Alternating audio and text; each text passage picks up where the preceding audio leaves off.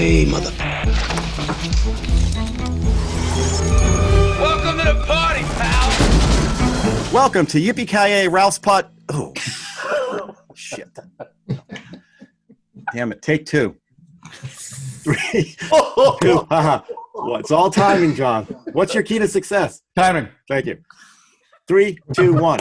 Welcome to Yippee-Ki-Yay Mother Podcast. I'm Ralph Quartucci. I'm Sean Paul Murphy. I'm Michelle Wojciechowski, and this is my husband, Brad Barowie.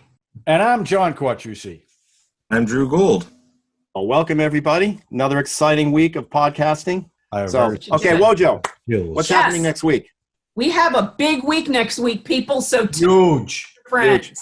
Huge. I may move this to the front of the show, so let's just... Okay. You've seen him in La Bamba. You've seen him in Young Guns. He's now portraying a lead detective on Prodigal Son, which is a great TV. Oh, good show, I heard. We have none other than Lou Diamond Phillips coming next week to talk about his movie, The 33. And he shared... Minors, not minors.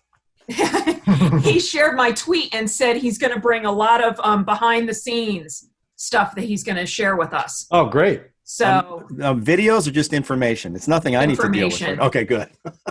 Well, I have a question because last time John wore the special hat, and this time Ralph wore the special hat. So do all of us need to wear miner's hats? I think we should wear At least have one. I have one with the light. I at least have a headlamp. I was planning on wearing it. I think you should. I'll have to make one. I think we should be exactly how we are because... You honestly don't think he'll be offended. He'll be okay. If he's watched any of these. He follows me on Twitter. Mr. Phillips, as I like. All joking aside, that's very exciting. It's puts us in a stratosphere that we're hopefully we can handle. I'm not sure we can handle all the accolades we're going to get from that. It's just going to be amazing. Tough. We could become famous. I think we've gotten a couple more subscribers. More famous. Listen, I want to be honest. There's a good chance if that goes well with him, we could have 15 people watching this. So I don't want to make you guys nervous. I want everyone to be the same, but I just want you to. Well, at least the 33 minors that were in the movie might watch it. Did they all survive? Do you know? I think we have 33 subscribers. There you go. So, Folks, remember, Maybe we should ask him if it was called the 33 subscribers. YouTube numbers are meaningless. Listen, you You're can a podcast. We're going to try to get on Listen and Stitcher. not watch. Yeah. I know. But it's more It's fun going to to be watch. fun. People It's gonna really be like great. seeing our faces, Sean. It's so much more fun to watch it. All right, so that's great news. I will say that easily Lou Diamond Phillips is probably the most down-to-earth celebrity I've ever interviewed. I hope so because he doesn't know what he's in for. Please, he's doing fun. your podcast. He's got to be down to earth. He didn't ask me. That's not a criticism. He Seriously, didn't ask just me him to do one a question. podcast. Very He good, didn't Brad. ask me one question. He didn't say go through my Yeah. people first. He didn't say how many. Okay, but he knows we Of have. course, he may have picked the movie because he saw how many. Well, I'm gonna say he knows we have no viewers or listeners or whatever we I want to noticed say. you had 33 subscribers. That made me think. Doesn't matter. He's in. That's all that matters. So Yep. Yeah. And all he'll gonna be be on two here. of those are Russian bots. we're all. Hey, let's God willing. Moving over I to hope the so. election. I want more of them. Well, we'll all be on our best Why? behavior.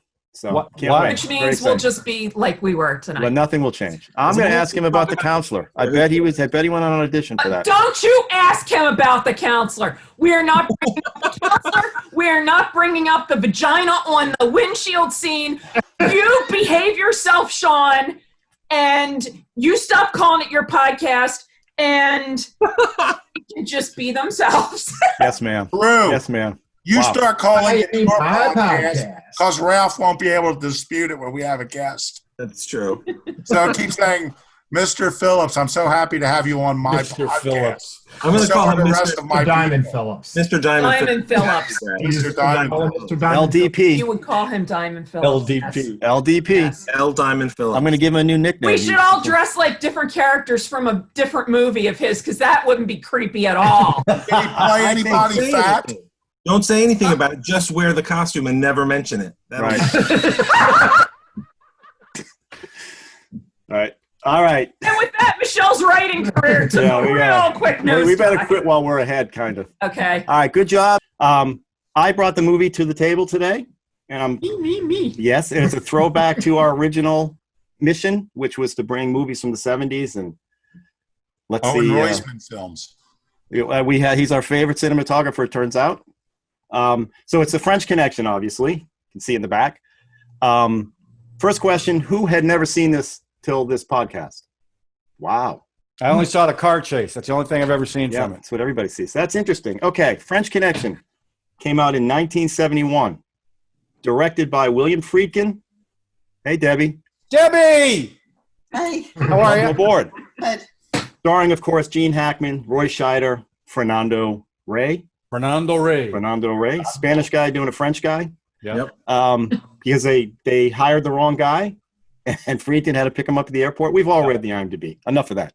5 Oscars. Does anybody know what they are? Yes. Editing. Picture. Director, Yep. Best picture. Best Actor. actor. And Best writing. script. Screenwriter. Adapted. Writing. That's right. Picture, director, actor, writing. My favorite, editing. And it was a tough year, too. Yeah. 71. What else was 71? Well, no, that was Clockwork Orange, right? Clockwork Orange. Last Picture Show. Wow. Fiddler on the Roof, which a couple years earlier would have been a shoe-in. Wow. Of course, the next Gene question Hackman is, beat out Topol. I think we all know what the next question is. Did anybody pick their feet in Poughkeepsie? Any of you? I have to admit. we had to when it look was that over- up because we're like, what the hell? When it was over, I did a little picking. I got to be honest. I'm not going to lie. You sat at the end of the bed and you I picked your sat feet at the end toes. of you sit at the end of the bed and pick your feet. All right, I'm going to That's show the thing, trailer. You got to keep yelling it. You got to keep I know, yelling it, or that's it doesn't work. And the other guy's laughing. That's what Yeah. I thought was so funny about that. That's a real shtick they did. It was I know. the other guy would relax him, and then his crazy shit's coming on. And he's like, "What the hell? Get him They away!" didn't know what to answer. It's awesome. I'll show the trailer, which basically shows the whole movie. It's an old '70s trailer. So it goes on forever. Just for the people who've been watching, when he says trailer, he's also talking about preview. Because That's what he's thinking. it's what he's thinking. It is what You know he's how saying. hard it is for me to say the word trailer? It's Oh. everything I can do to say that, and now you're gonna make me remember preview. You're screwing the whole thing up. Well, Now, let's see if I can hit the right screen. That's the other question that always like happens. last week. Let's see. Exactly. See what I can do. Nice. Nice. Very erotic. All right, Popeye's here. Put your hands on your heads. Get off the bar and get on the wall. What's my name? Popeye Doyle. If he doesn't like you, he'll take you apart. And it's all perfectly legal because Doyle fights dirty You want to take a ride there, fat man? and plays rough. Anybody want a milkshake? Doyle is bad news, but he's a good cop. We're going now. Bye. How many times have I been downhearted, looked up and saw him smiling like a shining dime? Yeah. And hoped that he would stay and tell me why he was so happy if he had time. Who is that clown? Jewish lucky. What about the last of the big-time spenders? Naked? No, are you? He's spreading it around like the Russians are in Jersey. They say we stick around and give him a tail. Our friend's name is Boca, Salvatore Boca, B-O-C-A. Well, downtown, they're pretty sure he pulled off a contract on a guy named DeMarco. Man, that's not a drop. I'll open up a charge for you at Bloomingdale's. B-O-C-A. Doesn't miss that. And then on our own, after working a whole day and night, we tail him to Brooklyn. And we sat on him for practically a week. Now, who do we come up with? The French Connection, a millionaire exporter with a record too clean to be true. And Doyle knows it. But he's been known to make mistakes. Your hunches are backfired before, Doyle. This time, he can't afford to be wrong.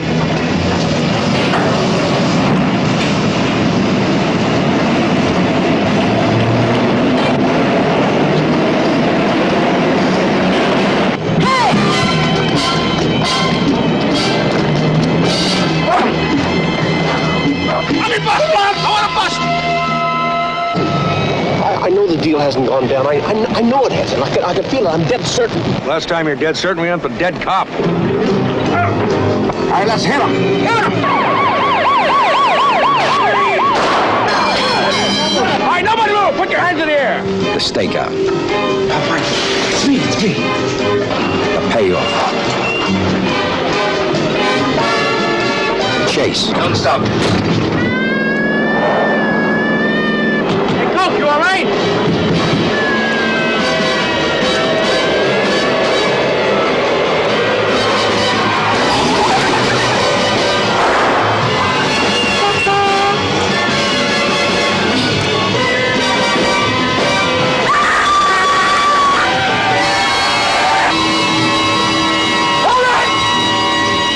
French Connection. Oh, you weren't kidding. They really did almost. It goes on, and they, I know. Wow. and all the iconic shots that anybody that's in their subconscious are in there. The Santa Claus chase, obviously the car chase, Up the stairs. so good. The guy up the stairs. And many characters. Yeah, the wave goodbye is just terrific. So many characters, including New York City.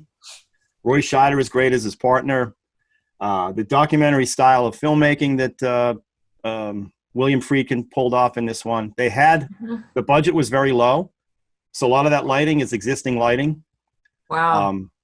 Especially in the subway scene and things like that, where Owen Roisman, is that how you pronounce his name, Roisman? I think Sean? so. Yeah. I think so. Actually was very angry about the Blu-ray edition, which you said looked fantastic. Because he cleaned it up, right? He changed the lighting. He changed the color, too. Yeah. He went with Oh. I don't know if he cooled it or greened it up or what, and Roisman was pissed. Just and an anti-hero who's kind of a dick, racist, and More than kinda. by the way, spoilers, we know 1971 it came out, so there you go. If you haven't seen it by now. He got accused of shooting a cop, and he actually shoots a cop at the end. In the end scene with and he gets off. Like he just. Well, we don't know. The ending is quite it said ambiguous. at the end the two of them were transferred out of. Does anyone know if did that really happen where he shot the other cop? Did that really happen? I couldn't see that, and everything I watched, I couldn't find anything on it. I have no idea how much was. I think it would have been in the materials if it really happened. Yeah. So that was a little dramatic license. They did take license. They combined characters. Yeah. I mean, this is not really the book. No, they compressed the time frame big time. Yeah. Well, I saw something where Roy Scheider was saying the book was very procedural and very just matter of fact, and the movie's obviously all dialogue. And most of it, according to, now there's, as John was saying earlier, there's different versions of whether they improvised everything based on the two cops. There were Eddie Egan and his partner, Sonny Grasso, were the two people who the Scheider and Hackman were portraying, were around the set all the time, giving them lines that they should do in the scenes. And they also spent a couple of weeks driving around, which almost made Hackman not want to do the movie because, Egan came off as kind of a racist to act like a tough guy, and Hackman just didn't want to deal with that. And it took. But what's funny about that is Friedkin did it before they decided to shoot the movie, and it made him want to do the movie. Friedkin did what? He did a ride along with the two cops before they even decided to do it, and that's why he ended up doing it. And he really had to manipulate Hackman to get angry. Yeah. Oh yeah, get in the character and do the whole, what won him the Oscar, which is it's definitely an Oscar-worthy performance. Well, you got to look at one thing about Gene Hackman, and I know we haven't summed up the film, is how lucky he was, and probably how disappointed he was, because he was up for the father on the Brady Bunch. Oh yeah, and they went with saw that. Reed because he was the bigger name. Yeah. Wow. Now, would Gene Hackman be Gene Hackman today if he had gone? And imagine he probably really wanted it. I'm sure it's a job, right? Yeah. Yeah. It's a series. Yeah. No, I can't even do what's that sliding doors? What would that have been like? Oh yeah. I mean, because there were a couple other actors up for Popeye Doyle. John, you probably know better than the first guy he wanted. The director was Jackie Gleason. Oh wow. Listen, probably. Yeah, it's not a bad choice. The studio said no, and then Peter Boyle, who turned it down. He turned it down to his everlasting. Egan wanted Rod Taylor. You know why Doyle turned it down? Yeah, he wanted the romantic leads. Right. He just did that Joe movie, and he didn't want to do any more violence. Yeah, but Egan wanted Rod Taylor, who was in the Time Machine. That's who he saw as playing him. Yeah. And Hackman was their last choice, and Friedkin didn't want him. He thought he was all wrong for the part. He said they went to lunch to discuss it, and Friedkin said it was the most boring lunch I've ever had. This is not the guy. But Gene Hackman? Yeah. So Peter Boyle turned it down because he wanted to do romantic leads. Yes. And then I think his next movie was Young Frankenstein. Right. Yeah, I was going to say. That was very romantic. Friedkin also said that on for the mystery of life. Every day on the Everybody Loves Raymond set, Peter Boyle whined about turning down the French Connection. Really? Because nobody thought, they didn't even think when it was done, it was a good film, but they thought it's a $1.5 million film. It's fine. Yeah. They never thought it was going to do. And Friedkin was a young director. Before we go any further, Ralph, why don't you describe what happens in this film, which only takes about a sentence or two? It's actually pretty. I mean, yeah, that's the interesting part. So they're two cops, and they have to do some paperwork. And then Popeye Doyle, Gene Hackman, convinces Roy Scheider, you know what? Let's go Popeye. Popeye meaning they jump from bar to bar and get drinks, right? Yeah. And Roy Scheider's like the stable one, going, "No, I just want to go home. I'm exhausted." So they go to the Copacabana, and they spot a bunch of hoodlums at a table. Great scene, by the way, with the music that's playing in there, and just the whole essence of that was really. And Gene Hackman, the way he carried himself, it's just great. Anyway, so they see a bunch of guys, and they realize, boy, that guy's got a big wad of money. Something's going on here, and they decide to tail him all night long. Tony LoBianco, who plays a low-level, I guess, mafioso guy. Is that name Buca? Yeah, Boca with an A, or B-O-C-A. B-O-C-A. So they tail him, and he ends up at 6 or 7 in the morning at some little sandwich shop, and a bunch of guys are bringing briefcases into the sandwich shop, and they realize something's going on here. He's dirty. And they convince their captain, who happens to be Eddie Egan, a.k.a. Popeye Doyle, the original Popeye Doyle, that they need wiretaps. And when they get the wiretaps, they finally realize that these Europeans are calling about some big drug deal that's going to happen. And now the whole movie's about them convincing everybody around them that there's an actual drug deal that's going to happen. Nobody believes them. You guys are always doing this. All you're doing is busting guys for smoking dope, and you guys are low rent. It's not a big deal. And it turns into the biggest bust I think, still in United States history. Heroin, maybe. It's obviously there's a lot of stuff going on to get to that point, to get the French guy coming over. There's some scenes in France and all that. But it's really about what they do to get to that point, to finally open up the car and all. The car becomes the focal point. There's a car that's brought in from France that's carrying the drugs that they use. A French TV personality is supposedly the owner of the car, so that nobody suspects anything. Now, some of the greatest and funniest stuff in the movie, not funny, haha, but just interesting, is the way they tail everybody. And then John made a great point about the hat that he's wearing. Right. It's so specific. Yep. That how could people not know they're being tailed by something? They were the worst undercover and they're cops I've ever seen in my life. They drove by 4 times. He had that distinct hat.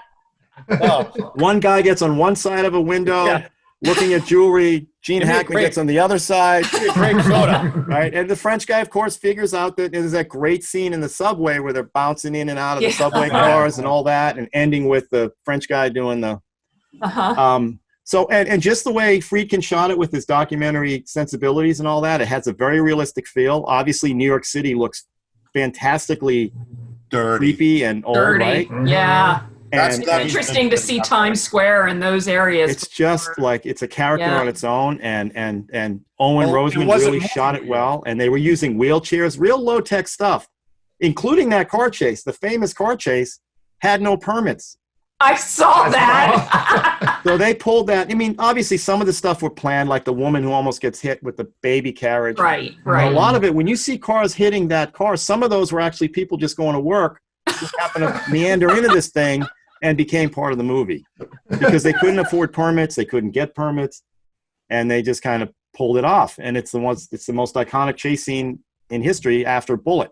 Same crew did this chase scene that worked on the Bullet chase scene with Steve McQueen.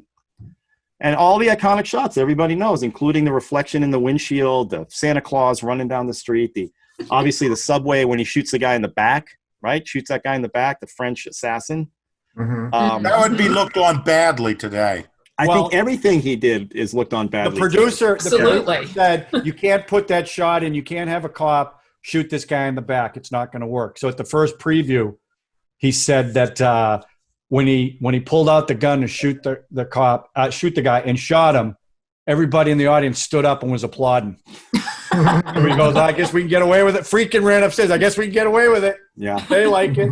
Well, the scene where they go into that bar and just dress everybody down with all the drugs, that's actually, he watched Eddie Egan do that, or the original Popeye Doyle.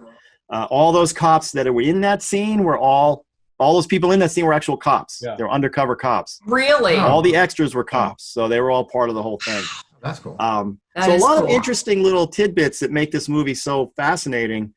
And, you know, it's like, again, like we always talk about, it's lightning in a bottle. Friedkin was a young guy trying to get these older actors to do what he needs to do. Brash guy. The guy's got a reputation for being, you know, an animal when he's in there. At the time, he was the youngest director ever win. The youngest age-wise. There you go. Yeah. And he came from documentaries, which is what the sensibility is about the way he shot. Well, we noticed a few times that, you know, it was definitely a handheld camera. Yeah. Like you saw Hackman and Scheider walking, you know, across the street and up to a parking lot, and you saw the camera, you know, and I'm going like that. That was cool. Well, the whole scene in the subway was done with wheelchair. They couldn't afford dollies, so they were just using wheelchairs. And every once in a while, you can see it get bumped. When it hits something in the thing, you can see it bump. But it also adds to the realism of what was going on there, obviously. And Hackman's performance was just out of this world. You can't take your eyes off him. As much as he's, you know, you're looking at him like this guy, you know, and again, you put your 20/20 sensibilities on something like this. Yeah. And you go, but it is what it's a time capsule. And well, that's the thing. Well, plus New York was a different place back then. Different place, and it really shows. Yeah. Beautiful shots under the bridges that they had with bars that they were sitting in. Even the way they did the Copacabana scene, you forget that, and with those ladies singing in the foreground, and it's such a good. It's like Scorsese. Very Diana Ross in the Supreme-esque. Yeah. Yeah. Right when they're walking around the bar, and the way Roy Scheider's reacting to him, and the jokes about my buddy's gonna bitch about his bowling scores because you cut his hand. Just all that stuff was fantastic between the two of them. Anyway, that's you guys can jump in. And I wanted to say something about the Copa scene. Yeah. One of the Oscars that didn't win was for Best Sound. I don't know what won that year, but you know, this is the era of the conversation and like really incredible sound design in movies. And I love how they take you into the Copa, and here's this live singing group, and it's really loud. But then when they start talking to each other, it all gets mixed away.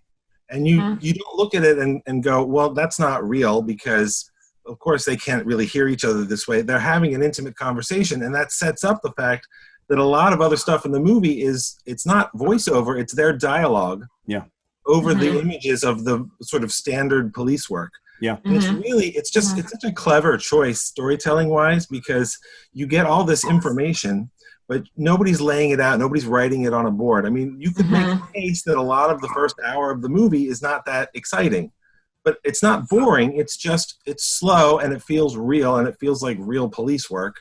And some of that is because they were showing what real policemen did. And also some of it is because the way that they told the story. I mean, you were talking about how I remember thinking when I first saw it, it looks like they didn't get any permission. They just went and shot the movie. It turns out that is what they did. That's what they were doing. And, a lot of it, in some ways it's dated. I mean, I think the first shot in the movie is a zoom, that sort of stuff, but it just makes it feel more real. And I like to think of it as it's the same New York as one of my other favorite 70s New Yorks, which you guys have already talked about, which is Pelham 1, 2, 3. Well, yeah. And there's just a rawness to it, and it feels very real. And the fact that I didn't know it was only $1.5 million, that's the thing.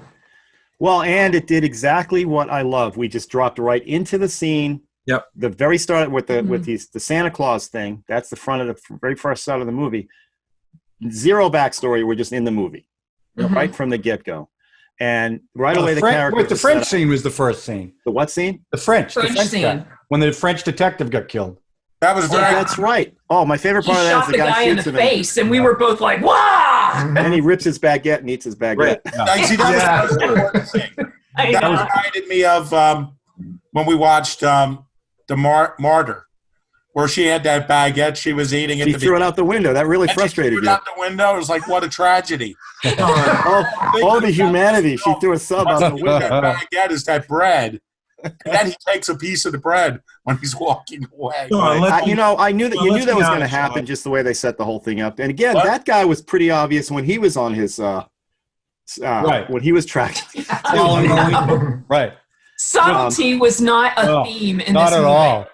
But you're right. But as soon as I get to New York City, we're right in there with the two guys, and the Copa scene to me, it was You're right. It's just the way they laid that whole thing out.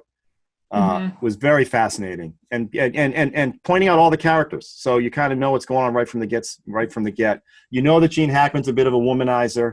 I love his shtick with the boots, like he's always looking at women's boots, which I just thought was great. A lot of little tidbits that happen all throughout that come and just make him a full character, fully fleshed out. The most surprising. Oh, I'm sorry. No, go ahead.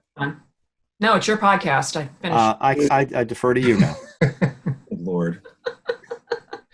The most surprising thing to me about the Copa scene was that there were actually women in it who had bigger hair than I do. Well, it was 1971. You know, I have to admit, I was thinking that when I saw it. Wow. Actually, my late Aunt Edna had hair just like that, but it was black, raven black. And there you go. Yeah. All three of them had pretty big hair. But then we find out Annie's was a wig. Mm-hmm. Oh. Yeah, that was sad. I don't know. That was sad. I was very disappointed by that. But so, John, you hadn't seen this. No. This was your first time actually watching the whole thing other than knowing the car chase. Yeah. So before I get into that, though, I just want to say one thing. Because I think it's super important because these things Ring the bell. Wait, let me go to my camera. I got to tell you something. These podcasts have become such a big part of all our lives. And the only way that it can become part of your life is if you subscribe, ring the notifications, and for the love of God, share it. Please share it. Because we're trying to get our audience from around, conservatively, about 4. That's only because not all of us listen to it. That's right. I'm saying 4 because I know some of you don't watch them. But anyhow, so let me back up for a sec. So I saw the car chase from this. And by the way, just to let you know, the car chase was not in the original script. Really? It's something they added because they felt they couldn't get anyone to back it if there wasn't a car chase in it. So originally it was not there. This movie was really a procedural drama. That's what it was. And to Drew's point, the first hour is pretty much realistic police work. But even that was compressed. Like the scene where they were staking out the Lincoln. They ended up till about 4:15 in the morning. Well, that actual stakeout was 3 days. Oh, jeez. Right. So you can just imagine. So I really like that. But the thing I loved about this movie, I loved the pace of the movie, even though just the staking out. My biggest complaint about it is anybody with half a brain would know they were being staked out, okay? Because they were awful. I mean, they were terrible at it. They're eating dinner in a window, right at this window, and they're right there across the street. And he's dumping coffee on Gene Hackman's dumping coffee. Yeah. And by the way, the French people are eating escargot, French onion soup. Okay, so well, that's criminals. That's criminals. Cops. That part of it I didn't like, but what I did like was the grittiness of the movie. The way it was filmed, very documentary style. Now, the documentary I watched, you talked about the handheld camera. Friedkin rehearsed the actors and the camera people separate. So the camera people did not know what the actors were going to do. So they had to react to it as it was happening. Wow, that's super cool. He wanted that to be as realistic as could be. In fact, the cameraman said at some point, look, I filmed it and everybody was blocking me. I couldn't even get the acting because no, that's just what I wanted.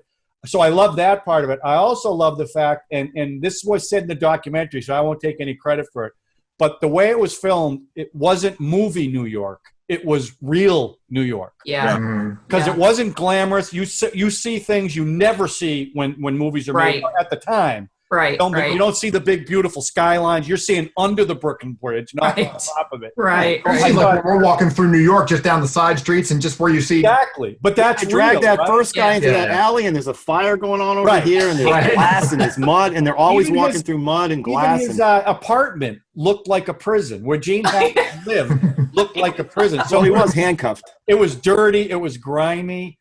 Gene Hackman was phenomenal in this movie. I thought he was great, and he didn't want to do it. He thought Egan was racist, and he couldn't play it. And Friedkin had to really antagonize him to get him to play the role the way it needed to be played. And obviously it paid off. And he talks about it now with a lot of affection, even though he says it was difficult to get into it. But the only thing I had was at the end, I wasn't quite sure about it because I didn't know when he killed the cop, was that real?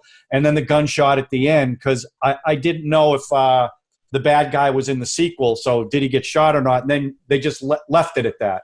And I wasn't expecting that. There was also tons of plot. Like that whole chase ends with him shooting a guy in the back on the subway. Right. And that's the last we ever hear of that French assassin that happens to be there. That was it. Because then the focal point all became the car. Right. Yeah. And that scene was great when they were taking apart the car. And Oh, that was so smart. Oh, it was great. That was so smart when he was saying, I know it's here. I know it's here. And then Scheider pulls out the book and says, how much? 150 pounds overweight. But I don't understand why they wouldn't go right to the rockers anyway. I mean, that's the perfect place to put that stuff. It's like, it seems obvious that. Okay.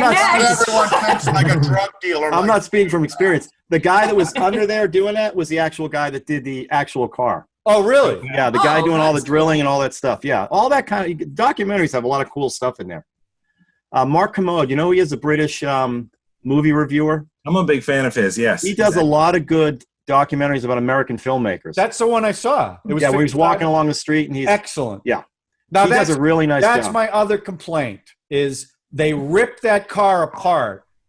And when the two French people show up, it is in pristine condition. And I'm like, no way. The way they tore that. It was another car. That's what I thought they did. I thought they put it in another car. That's what I thought, but they never said that. And that's the only time I went, wait a minute. There's no way that could have happened. Well, we both looked at each other. I said, that has to be another car. Because you presumed it was pretty soon after that. Like, there's no. That's what I mean. That's right. That's the way they showed it anyway. Because, I mean, Hackman was ripping that apart, ripping up the carpet and throwing stuff out. And the ashtray dust blowing up. I know. What did you say, Sean? What did you say? And they broke the speakers for the radio. Oh, yeah. Yeah. They tore the whole thing apart and they just put it together with glue. Right. Did they have Flex Seal back then? I don't know how they, you have to suspend a lot of disbelief. Yeah. So, Sean, did you read the book? Yes, I read the book back but I was a kid, so I can't really remember it. I read it around the time it came out, the movie. And when you saw the movie, did you see it in the movie theater? No, I did not see it. No, right. No, 71. I was what? I wasn't Did born anybody yet. see it? Now that I think of it, I wasn't even born. Nobody saw it in the movie theater, right? No. I did. I was 3. No, I did. Yeah, I was 2. No, I saw Last Tango in Paris. That's what I saw when I was 3. Oh. That explains a lot. Is that why you don't like butter? That's why he really likes butter. Oh, that's I love butter. Okay, so all right, Wojo, so you guys hadn't seen it either. Yeah, we hadn't seen it, and one of the things that we noticed and talked about was, and you can jump in on this too, is this. You know, this is as you're watching it, as we were watching it, you're thinking, okay, this is like a typical cop movie. You know what I mean? Like what they're going to do. But what we noticed is that movie did a lot more just showing you. Whereas today there's a lot more expose. There's a voiceover. They have to explain every freaking thing that they're doing nowadays. I mean, there's a lot more that, whereas all of a sudden we're just watching these guys go and we're just watching where they're going here and you kind of figure it out, as opposed to now filmmakers tend to explain more of what's going on, and there's a lot more talking. You know, there's a lot more dialogue. I mean, I can't say across the board, every cop movie, every detective, every kind of thing like that, but overall they're telling you a lot more like they think you're an idiot. You know? Well, and we talk about this when we compare. You talk about taking the Pelham 123, the original version versus the 2008 version. We had no idea of Walter Matthau's family life at all, the hero of that movie. In the 2008, we had to know all about Denzel Washington's past, his girls, the wife. Remember the old line, bring the milk home, all that stuff? Yeah. It's just because people get lost, I guess. They just can't plunk in and figure out what's going on. I don't know. Or the audiences have gotten less. Yeah, but this was also, he shot it like a documentary. I mean, he said that. And the conversations and the dialogue was fantastic to listen to. Right. When I think of what this movie influenced, I think, as you were talking about other cop movies, I don't think you get Homicide and The Wire without something like The French Connection. I mean, I didn't know that William Friedkin had shot the movie in that way, rehorsing the group separately and all that kind of stuff.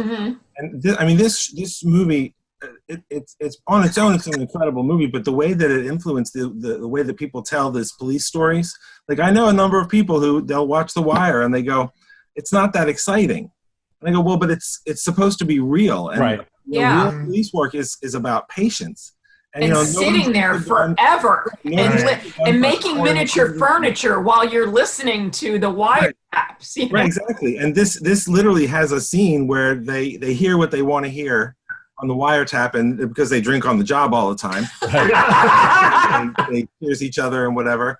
But you know, you feel it too, and you've only been waiting for what, 8 minutes or something. Yeah. So I think, especially that sort of verite style. It really, the thing, I had never made the connection before. It really reminded me of the second season of The Wire. I don't know how many of you guys have watched The Wire, but the second season was the one set on the docks. Yep. Right. It was built around Frank Sabatka, who was maybe the most tragic figure in the whole series because he really thought he was a good guy, doing anything for his guys, and he was doing horrible things. And there was a foreign person called the Greek that he got the drugs in, that he smuggled in, and all that kind of stuff. And I think that, you know, that's kind of an homage to the French Connection structurally and everything, because it feels real the way French Connection feels real. I don't know enough about real police work to know if that's what real police work looks like, but it feels real, so I don't question it. And that is a really big tribute. Well, in fact, friend of mine came up with the whole plot line for The Wire for that season. Rafael Alvarez. Wait, hang on. Okay. Is this someone you know? Yeah, ring that bell. He wrote for The Sun and he wrote but his family had longshoremen in it. His father was a longshoreman, so he came up with this idea. I'll ask him. Well, everything's probably, you know, it starts somewhere. Like even Roy Scheider did the 7-Ups after this, and after a bunch of movies came out. Actually, Hill Street Blues reminded me of this a little bit. Yeah. Oh yeah. You know, based in reality, gritty. What's that? The real sequel to this film is not French Connection 2. It's Prince of the City. Oh, with Treat Williams. Because that narrative basically picks up what happened to all the French Connection heroin was stolen. Stolen, that's right. And that's the impetus. What's that movie called? Prince of the City. Prince of the City. It's a fantastic Sidney Lumet film. That's a fantastic Definitely worth a watch. And you know, that's sort of the inheritor. And the corruption in the police force is very subtle in this film. It's like when they're talking to Boca, it's like, you know, everything's okay. You have a wiretaps on you, and the feds are all over you. Now that lawyer would not have known that, you know, in that amount of time, unless he was getting the information. That's right. So that shows that level of corruption that you later see in Prince of the City. How, you know, Serpico. Yeah, and Serpico, all of them, you know. So I definitely recommend. In fact, after this movie was over, I have a 16 millimeter print of Prince of the City. I was just going to buy it to Blu-ray, but the Blu-ray is not available. It's, you know, wow. Had to foreign. That is a fabulous movie. Area one. It goes on a long time. It's a long one. It's a 3-hour movie. Yeah. Written by French Connection 2, the sequel, which I actually watched. Two things. First of all, the 2 was the first time they ever put a 2 on a sequel with the Roman numeral 2. Yeah. Secondly, it had nothing to do. It wasn't based in any reality. Right. It was just a brand new, using the Popeye Doyle character to go after the French guy. But it had nothing. It didn't happen, right? But they created it for this movie. Meanwhile, it's actually that was a Frankenheimer movie. So I was telling these guys earlier that the scene where basically what happens is the French guy hooks Popeye Doyle on heroin, gets him hooked on smack. Actually, he was set up by his police department to go over and be bait to get the French guy. And the French guys were using him to figure out what was going on, who knew what. And they hook him on heroin. And Ralph, it's gritty when you call it smack. You like smack? Yeah, I like that. Sounds so gritty. Big H. I know there's a whole bunch of yeah. You got hooked on smack. By the way, you know the scene. My father would have called it dope. Okay. In the French Connection 1, in the first one where the guy tests the heroin, he's doing that was real heroin. That's real heroin, and you know, that's probably a real dude that does that. The rap party was great. Right. Yeah. So Dunk of the Month Club. Back to French Connection 2, the scene where he detoxes is just Gene Hackman at his absolute best. And the movie probably didn't do very well because it's a little convoluted, and it's only 2 American guys in the whole movie. It all takes place in France. Well, the French guy gets his just rewards in the end, right? The last scene you see is but that didn't happen for real. The guy got away. Yeah, that's him. I mean, it's died an old man. Right. Anyway, not a bad second movie, but certainly not up to the first one. Well, I had a question about the ending. Don't we see ending of one or two? The ending of one. Yeah, we're doing one tonight, Ralph. Okay, sorry. What's it called? But it's his podcast, so he could change it up anytime. I mean, I don't know. What is it? It's Ward's Island, where the big final. Yeah. Don't we see the French guy run away from the building?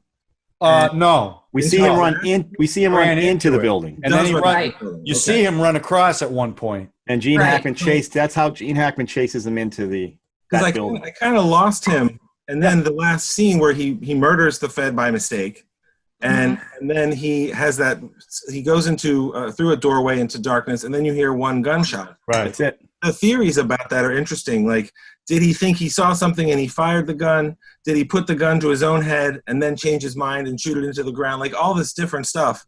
But I was having trouble caring about that because he just shot another cop. Right. And had no reaction to it. Exactly. Like Roy Scheider saying, geez, you shot whatever the guy's name Freakin was. said at that point. I still got him. I gotta go get him. So he said, he goes, that shot at the end really didn't mean anything. Or maybe it did. Right. Then he said, maybe he just shot at a shadow. Well, Doyle's an addict. Or maybe he did. That's very clear. Well, it also showed how obsessed Doyle was. He just shot this guy. But that guy, frankly, was kind of being a dick to Doyle the whole movie. I think it might be justified a little bit. Kind of being but yeah, he was completely obsessed. The guy, and French Connection 2, he carries that over into that one. It's his obsession that gets him. We haven't watched 2, so let's stick. I'm just giving you a little global perspective here. I know. You started to say something before. So French Connection. Well, let's talk about 2. You were talking about 2. So you think they made 2 just because of the uncertainty of how the first one ended? They feel like they wanted to give people some kind of resolution. I think they thought they could make money making another one. He was such a good character. They didn't want that character to go away. And they made. We were talking earlier. Scheider didn't do it, and Friedkin didn't do it. So that told you something right there. And in '85, every time you say his name, I think you're saying freaking. Freaking guy to smack and the dope. Well, Joe, when we do The Exorcist, we'll talk about him then too. His nickname is freaking movie. I haven't slept for 3 days. By another little bit of Popeye's chicken, that chain that's named after Popeye Doyle. I had no idea. Really? Yeah. I love that chicken at Popeyes. Hey, sponsorship. In fact, one of the old bars in New York became the first Popeye's chicken. Oh wow! Right, one of the ones in the movie. Yeah. Actually, the bar where they do the shakedown. Roast the guys, the shakedown. And they were looking for smack. Then they shake chicken, looking for smack. They were looking for smack. The big H. All the guys doing the dope. Yeah. So that's the scene where the only person who seems like he's good at undercover work is the black cop that they force into. Yeah. Like, that was great. Where do you want it? Where do you want it? I don't understand. I know. Right here. I didn't know he was an undercover cop. I thought he was an informant. I think he was. I got the impression he was on the job. Maybe he was an informant, but he felt like he was on the job. Yeah. Because they talked like equals. They talked like, "Hey, how's it going? Let's talk." Not, hey, you owe me this information. I'm going to beat you. Right. I never. No, we're right. I think he was an undercover cop. That was a good scene. Yeah, that scene was a good scene. He was pouring the milk. Anyone want a milkshake? You guys want a drink? There you go. That was so disgusting. Between that and the feet picking thing, I thought I was going to throw up at some point. Well, that's the other thing about the authenticity we were talking about. Because all the police work feels real, all the racism and brutality and just generally being horrible. I mean, it's beyond not Mirandizing people you're interrogating. I mean, the whole thing. Yeah, I thought that as they're dragging that guy in the alley. They didn't Mirandize that guy. Oh my God, it's crazy. You know what? But that was real. That happened. That's right. That's what they did. Yeah. Well, I was just saying, you telling me that Gene Hackman had to be convinced to do this role because he was so upset about the character and his racism. That gives me more respect for the performance he did because he was. Yeah. Well, the backstory, if I could use it, Friedkin mentioned in a documentary, if you saw this one, that he grew up in a town, middle America, that was completely racist, and he was super sensitive to that. So he goes out with Egan, and Egan's dropping the N word and the this and that, the S word for Spanish people, whatever. And he's like, I can't do this. I don't think I can muster this to become this guy. And like John was saying, Friedkin just kept going at him and getting him pissed off to the point where the rage comes out and he pulls it out. And you know what? I was surprised though, with as racist as his character was, he used the N word once. Yeah. Once.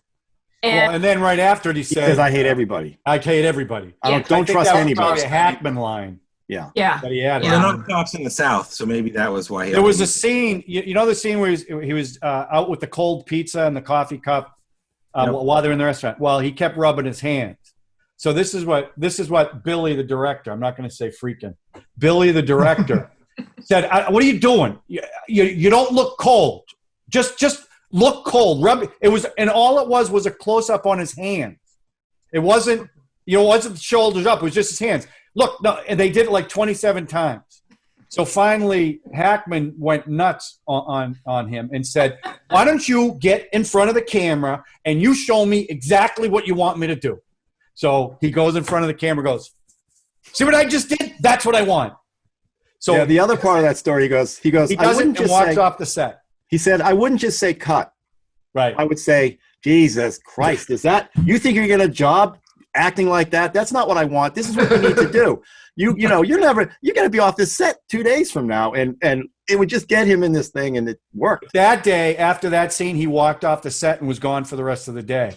So when he came back, he had the anger swelling up in him. It was no problem at that point. You mentioned it. I want to say one other thing about New York City. It did look super cold. And they were they were shooting it super cold. And that's the other thing. The movie just authentic. The cameras were freezing up, they said. So authentic from beginning to end that, obviously I love it. So, Sean, you've been very quiet, I must say. I know, uncharacteristically. Oh. I want to know what Debbie thought. Debbie, we respect your opinion. What do you think? Well, this film, I remember seeing it a long time ago, and I didn't like it then, and I just don't like it. It's just paints a coolness of drugs and gives it a... You mean cool like cool, or cool like...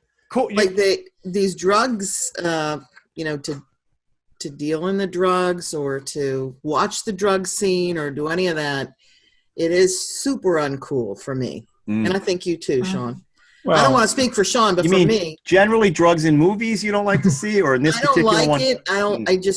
What do you think? They glamorize drugs? That's almost what it sounds like. I think it was like the coolness of Popeye Doyle. Like, isn't he, cool or something like that? I don't think he's cool at all. Well, he's definitely an anti-hero. He's definitely not somebody. He's not really a good guy. I didn't see him as this cool. He shot a cop at the end. Yeah. I didn't see him as a hero. I saw him as very unlikable, actually. Yeah. Yeah, very unlikable, and that's a sort of like a seedy part of human nature. I'd just rather pass. Well, I mean, their attitude was the real cops were like, we had to do that.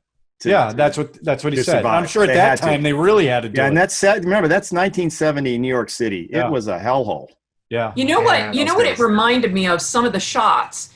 Did any of you see any of the Deuce? Yes. There were it was the David Simon thing on HBO. And there were shots in that having seen that and then watching this, I could see kind of, because you see original scenes like I can't remember in what movie. I don't know if it was E.T. It was something where it's the whole line of cars coming up over the pass, and supposedly that was the first time it was done, and Spielberg, and now you see that kind of thing in cop movies all the time.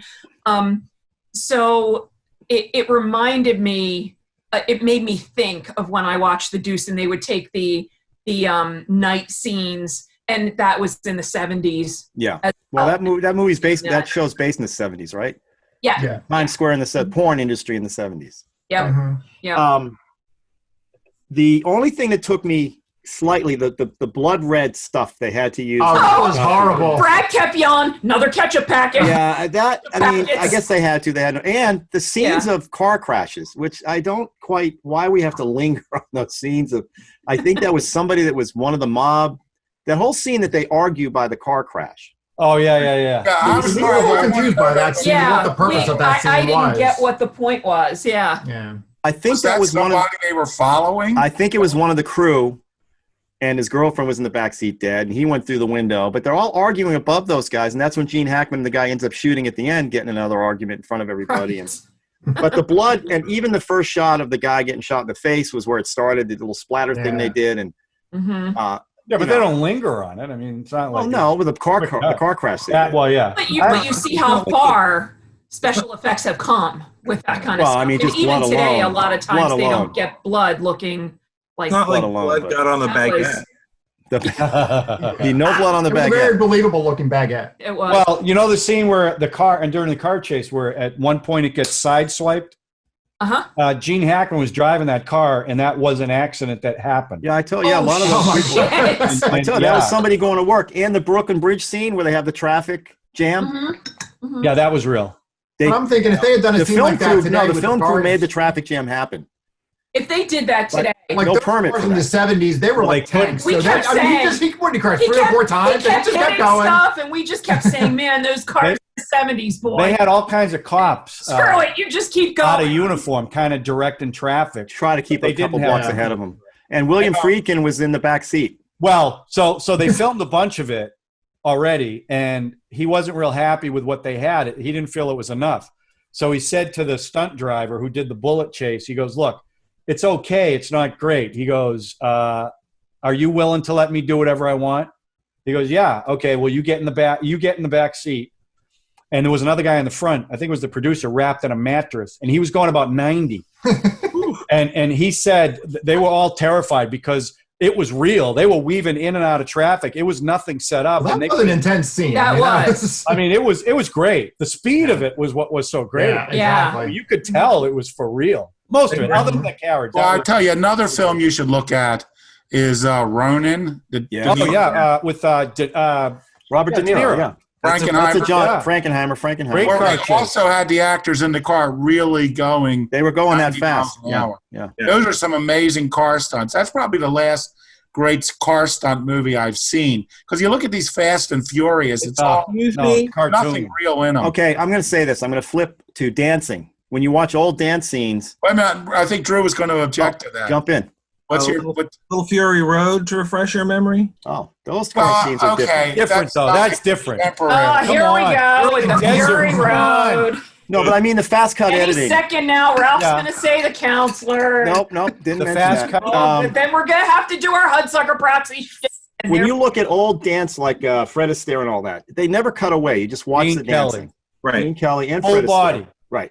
Now they're cutting everything right because they're editing. Same with the car chases. Right. And Bullet was the first one to kind of lay it out just as is, and they did the same one in this one. And Fury Road obviously is you take that and multiply it times 50, and just a huge hit. But I still want to get back to Debbie for a second because I'm a little like. So is it? It's the guy. Typical, when you're young and you see this film, you say, "Oh, it's a guy film."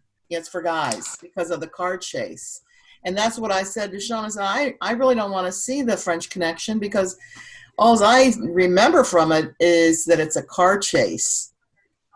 That was it's cool, right? Like all the thing. And guys like that kind of thing. Car chase and drugs. I was not interested in that at all. I kind of like that kind of thing. So. Ladies with boots. What about the romantic scenes? Yeah, he was handcuffed to the bed. I mean, come on. Yeah, you mean the 12-year-old in the boots that he picked up? That was good. It was good. He was not 12. Yeah, I was just not interested in the film, and that's because I just don't like a car chase scene. Why see? And the same thing with a zombie movie. Like sometimes I'd fall asleep in a zombie movie and I'd be sleeping and Sean would wake me up and I'd see the same thing happen and still the zombie. Never missed anything. I guess Debbie what a segue from French Connection. Debbie might have been the downer for Mad Max Fury Road. Wow. That's all car chase. Yeah, but the only thing I love about Mad Max, and I love this, we live to die to live again. There you go. Yeah. Redeemed. Theology right there in a nutshell. Redeemed. Now, I will say I love the 70s because the car to dispute my wife, the car crashes, the car chases were probably best overall because they used real cars. Even like a B program movie like Race with the Devil had tons of real cars. Crazy Larry, Dirty Mary. Did you ever see that? Yeah, I'm about to say that comes in a double DVD. Yeah, I have it. Race with the Devil and Crazy Larry and all. I have the same one. They have, and Vanishing Point, the first film I saw that had nudity in it. Barry I saw Newman. that at the drive-in. And with my parents, they thought we were asleep during the second feature. But I saw that. First film I saw with nudity was Kramer versus Kramer. Oh, yeah. That's not even good in that? Who was that who was, wasn't a girl naked driving a motorcycle. Williams? Is that who was in that? No, Meryl Streep. No, Meryl Streep was the ex-wife. She wasn't nude. Oh, I don't know. You mean who the girlfriend was? Yeah. It was there was a nude scene in Gidget Goes to Rome. There was a nude scene in Gidget? Yes. Can you give us a frame? Give us a frame number. I don't know about that. I'll have to check out Suddenly Ralph changes his There's a nude scene scene from a movie. in Roger Rabbit. Jessica Rabbit's naked. Right. Oh, yeah. You see stuff. You see stuff. Well, for one you have to pause it. Write this down. It's 652-792 on the laser disc. One laser disc? That's the frame number. If you need I think you have it memorized. The trans thing. Yeah, that was pretty good. What was that? I was aroused by Bugs Bunny when he does the woman. Yeah, Bugs a male gender. You know, we always start off halfway decent. Never. It always goes, well, we get Talk tired. about the Cameron Diaz on the... Our first 9 minutes is always the best. The rest just slides into what we do. So, but I will say, I was going to bring a special guest on this show, director Lee Bonner. Okay, hang on. Directed my first. Is this somebody you know? Yeah, he was. Yeah, you know him too because he was. I know. He was on That Thing You Do, which is also available on our website. Yeah, and SoundCloud, and soon Stitcher. Now Lee directed episodes of Homicide. He directed The Practice, and other shows. Oh, wow. So he's an experienced director. But we were writing scripts together, and every time I would say we need a little more backstory, which is not big for me, or we need a moral or a theme, and he'd always say, "Look at the French Connection." That none of those things. Yeah, it's true. That's exactly what we said. No backstory, no exposition. Mm-hmm. Yeah, really, nobody grows. There's no mark either. In a sense, it's sort of like, was he good? Is what he did worth it? Killing this other cop, especially when what really happens is all the heroin gets stolen out of the police station. Well, they do mention in the movie that all you guys do is do small little drug busts. You're not doing anything big. Right, so this is why it was so important to them. This was a big one. They had to prove themselves. What, are you going to pick up another guy with a couple of joints in his pocket? Yeah. Right. But a smack. I can't wait to watch Prince in the City again, knowing I completely forgot about that was based on the heroin getting stolen. Yeah. And that, was a real story. That's closer to the truth than the Did they ever recover it? No. They never recovered the drugs? No. Fascinating. That's a lot of smack. See, so there is no heroes in that. That's a lot of think about it. That's probably what it's like being a cop like that. Well, that's what it was, right? I think the way they introduced them, the way it was procedural, they just followed them along. I thought that was the whole point. But again, like we talked about Indiana Jones, all the decisions they made, and it's probably because the movie was so successful. Every decision they made worked for the movie. So you talk about they couldn't get permits, so they do the chase scene. The chase scene. So they're like, classic. screw it. Whereas today, they have to use wheelchairs because they can't afford. Right. The fact that the one scene where two things I saw in the scene where they're doing the tap, listen to the tap. One, they're lit by one light above their head, which the cinematographer said, I only want one light. That's all I want to see. Plus, you could see in the reel-to-reel, when you watch it next time, there were little tabs of paper that were strewn throughout the reel-to-reel so they could mark where they heard something as the thing's rolling up. I just thought that was a nice touch and just added to the realism. And every choice they kind of made worked, including the dialogue that they would use and take from the real cops who were giving them dialogue through the whole thing. And it's just a classic.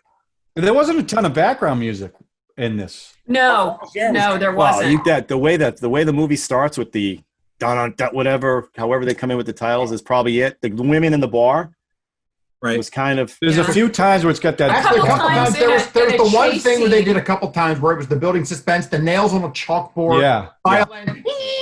Yeah. That was. I don't even remember. Was there music in the chase?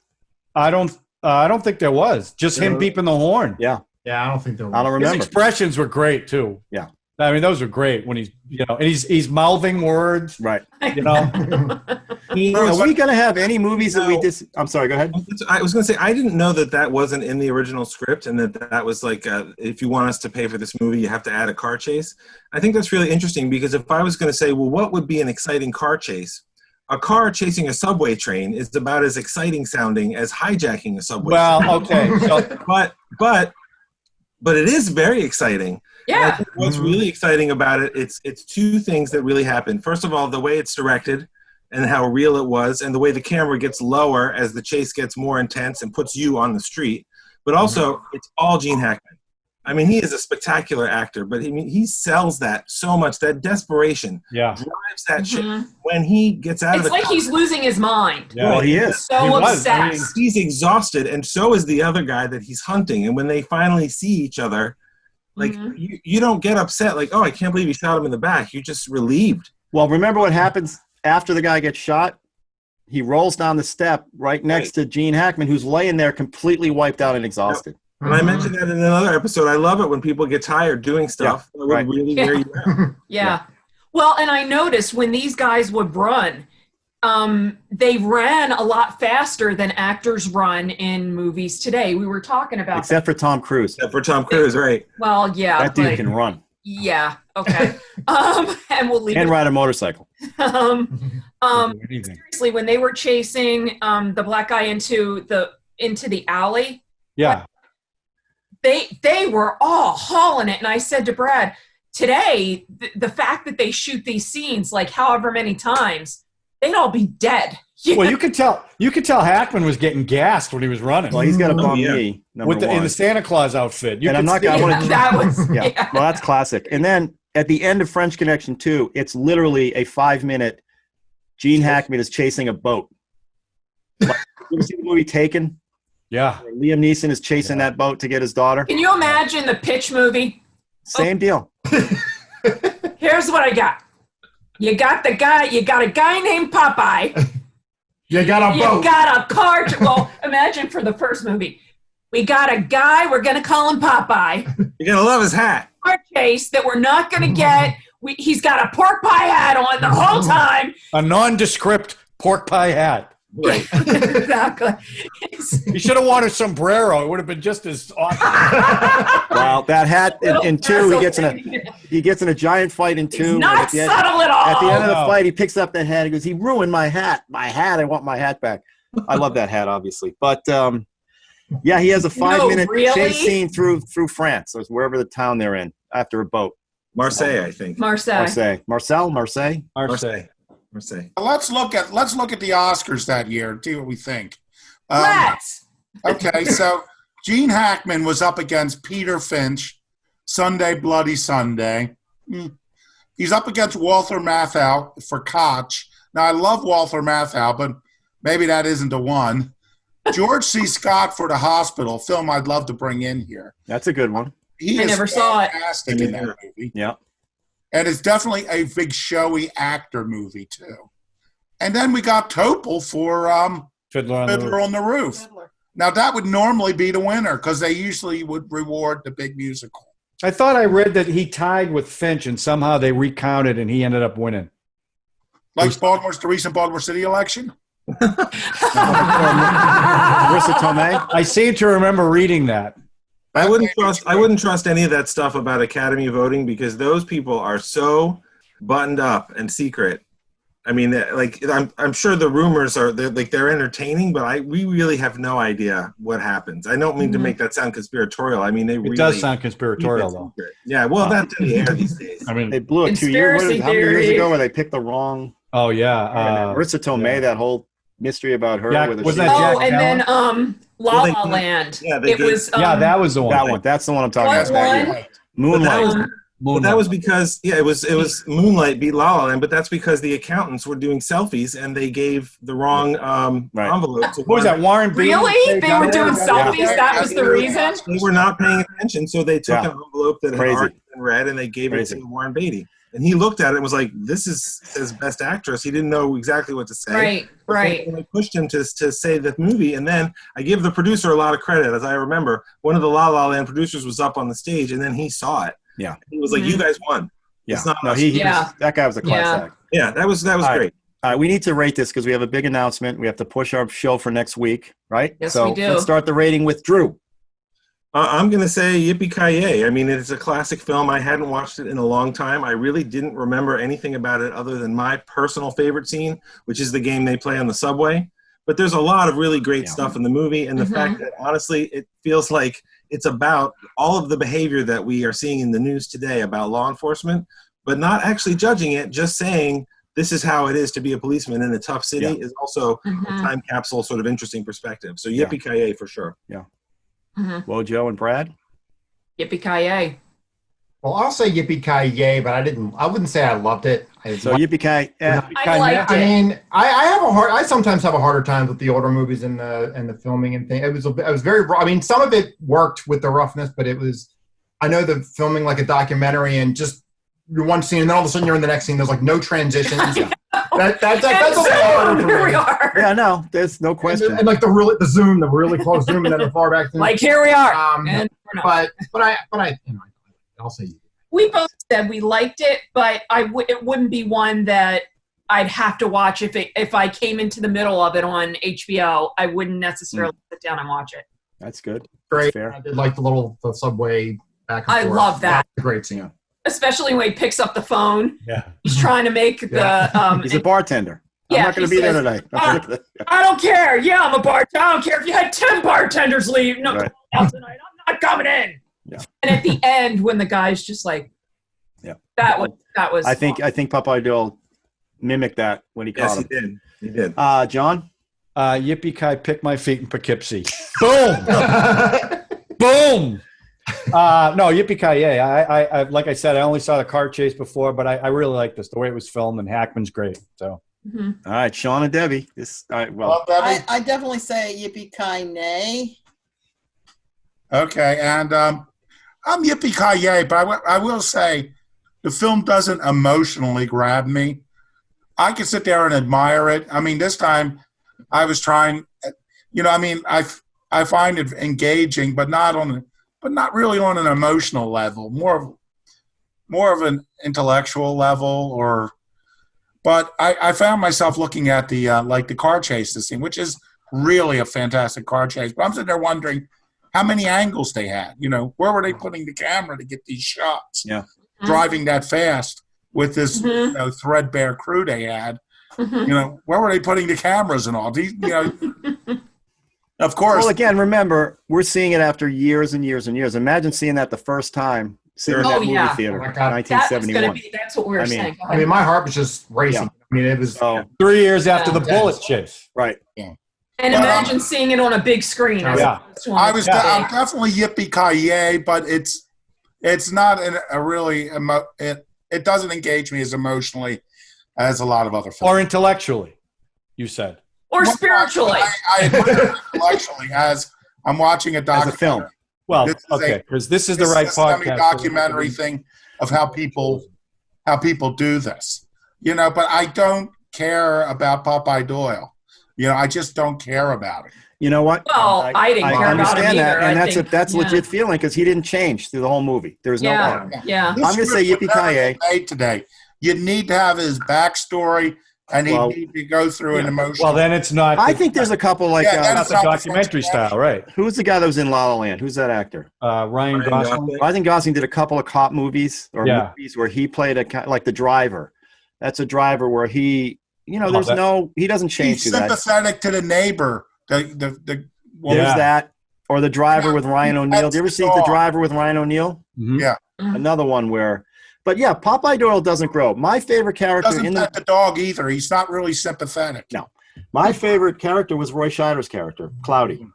Yeah, and I'd seen this movie how many times, and I was still worried he was going to get killed somehow. And I completely forgot when he walked in the garage and that surprise scene where LoBianco turns on him, right? And they see each other. I'm like, oh, he's going to get knifed or something. Completely forgetting. I thought you're like, duh! I've only seen this movie how many times? Well, that's the beauty of it, right? So that's what makes it interesting. But so, this movie, what's happening? This movie wasn't about character arcs. This movie was about one case in I these understand, top but like Sean is saying, to be emotionally involved in something, you need some kind of arc or change or whatever, and that's just he didn't. As hit an him that audience way. member, don't you just want him to capture the French guy? Isn't that the whole point? Isn't that what you want? Did you Yeah, get Whether you that? liked him or not? You don't do it. Well, I Did you know, get it? but Right, we you didn't don't get know it. that till the end of the movie. He shoots the cop. So that makes the whole movie. That makes the that whole was- movie frustrating, right? that You walk was out bizarre. going, The way "Jesus, I they just handled wanna that see him was get caught." bizarre. Well, there you go. I But it's just got still a cop. Yippee-Ki-Yay. Wait, let me reload. The movie's a big tease. It's still Yippee-Ki-Yay. It's a tease for Prince in the City, which is a great movie. And one other thing we noticed with the sound of gunshots, very, very different from how they have the sounds of gunshots in more modern movies. I know the guns are different. I know but it was like just so different. Like realer or faker? Is that a thing? More real or less real? Well, I don't know. I mean, we Was it shot like guns once. bing? You hear it going No, it ricochet? was echoey. It was definitely echoey. It was echoey. Oh. Yeah, it was like pew. Yeah. Oh, pew, yeah. pew, pew. Yeah, between that and the blood, They the didn't blood, the show ketchup you blood. one of the things that I've written about, because I've done humor columns about only in the movies, stuff that Did that get a bell? in the movies. Like one of the things I say when they brought out the baguette, Fred said, "Where's the brown paper bag that it should be top with the carrots?" And I had done that. But every time they have shootout scenes today, they have it near something that's steel or metal, so that ricochets, so that you can see where the shots are going. And in this, they didn't. You just assumed they're getting shot at. It was there was a ketchup packet. ketchup. By the way, that guy did have a bag, but the baguette was sticking way out, way off the top. Oh, okay. Like I'm telling you, the movie Taken, he must have seen The French Connection, because when Liam Neeson first goes to the apartment, he has to sneak in. I love that With the movie. bag, and the carrots are literally flopping out of that, and the big baguette sticking out of the top. Well, they're in France. That's what you get. All right, good job. Looking forward to next week. Yeah. So everybody stay safe and be on your best behavior, okay? Bye, everybody. All Bye, right. Deb. Good Thanks job. for joining us. Good night.